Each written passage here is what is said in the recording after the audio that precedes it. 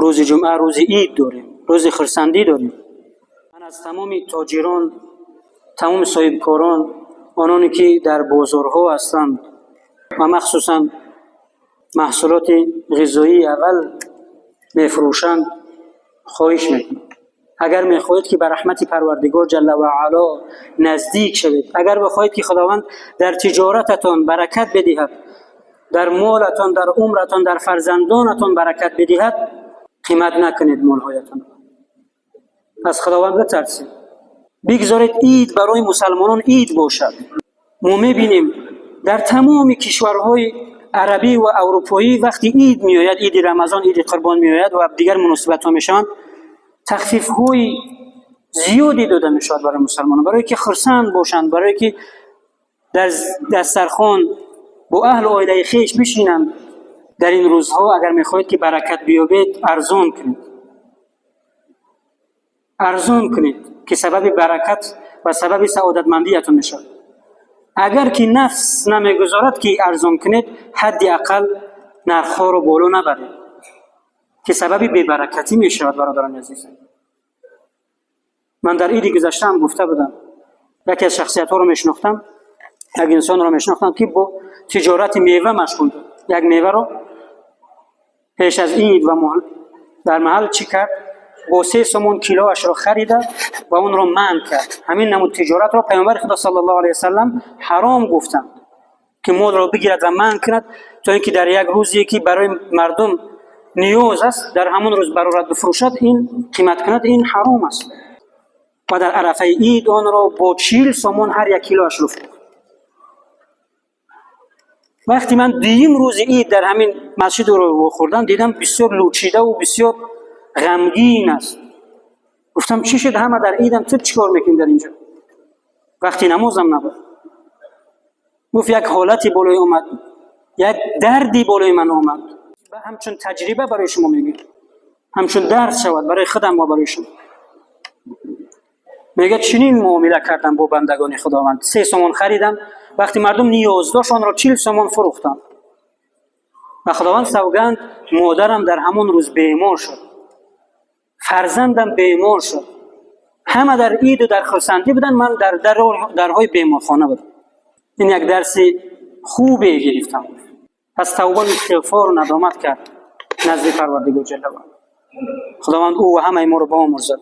پس برادران عزیزم، مخصوصا تاجران، صاحبکاران، در این روز مسلمانان را دستگیری کنید. و شما میدانید که در آفت‌های طبیعی شده بود در این سرزمین ما، در تاجیک‌آباد، ناحیه‌های قرینیان، خانه‌ها همه ویران شدند. همه خادمان دین جمع آمدند و سهم خود را گذاشتند و میگذارند با امید خدا. شما هر کسی که میتواند سهم گذارد، اگر در 1 سومونی باشد، اگر نیم کیلو گوشت باشد، اگر نمیتواند با تبسم و دستگیری و روح بلندکنی میتواند که با آنها یک جا باشد. در این روزهای سخت از همون برادرانی که در همین آفت‌های طبیعی ضرر دیدن دستگیری کنیم، آنها را از قربانی خود، از نیکی خود، از صدقه خود به آنها هم روان کنیم. بعضی حالت‌ها و کارهایی بود که باید ما اشاره می‌کردیم. برادران عزیزم، تابستان هم از پیش است. فرزندان خود را و جوانان را تأکید کنید تا اینکه در جای‌هایی که باید آبازی منع است آبازی نکنند. دیدیم که از بی‌احتیاطی چقدر خردسالان، چقدر کودکان، نوجوانان هلاک شدند، غرق شدند. و دومین موضوع برادران عزیزم، اسراف برق است. در هر کاری که اسراف باشد آن بی‌برکتی می‌آورد در مال و جان و فرزندان انسان. و هر کاری که دزدی باشد در اون حرام است، در عمر انسان بی‌برکتی می‌آورد. اگر مال یک انسان را اگر انسان غصب کند، تا اون یک انسان او را نبخشد، خداوند او را نمیبخشد. اما اگر مال یک ملت رو اگر بدزدد، باید بخشش تمامی همون ملت باشد تا اینکه خداوند جل و علا او را بیامرزد.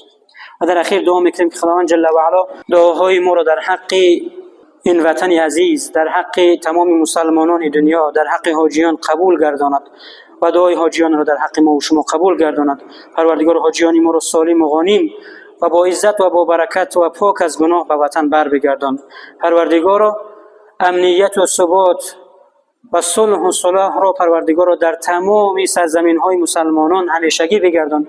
پروردگارا بیرحمی ها و قتل و کشتارها را پروردگارا از بین مسلمانان دور بگردان. پروردگارا اسلام مسلمانان را نصرت بده. پروردگارا پیشروی دینی و دنیوی این ملت این سرزمین را همیشگی بگردان. پروردگارا دعاهای همه ما را اجابت فرما. گذشتگان ما را رحمت و مغفرت بگردان. پروردگارا از برکت این 10 روز ذوالحجه و این روز عرفات و روز عید پروردگارا زندگی ما و تمام اهل و خانواده ما و این وطن عزیز ما را مبارک با برکت بگردان و برکتش را برسان. و صلی الله و سلم و بارک علی سیدنا محمد و علی آله و اصحابه اجمعین. آمین برحمتک یا ارحم الراحمین.